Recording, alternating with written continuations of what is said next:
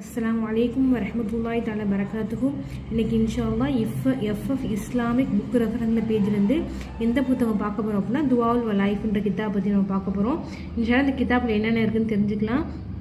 நீங்கள் கேட்கக்கூடியது நம்ம சேனல் உங்களுக்கு யூஸ்ஃபுல்லாக இருந்துச்சு அப்படின்னா சப்ஸ்கிரைப் பண்ணிக்கோங்க.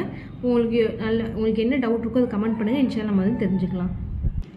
இந்த கிதாப் இன்னொரு பேர் என்ன சொல்லப்படும் அப்படின்னா மஸ்னூன் துவாக்கள்னு சொல்லப்படும். இந்த கிதாபை எழுதுனவங்க யார் அப்படின்னா அபு யூசுஃப்ன்றவங்க எழுதியிருக்காங்க இந்த கிதாபை.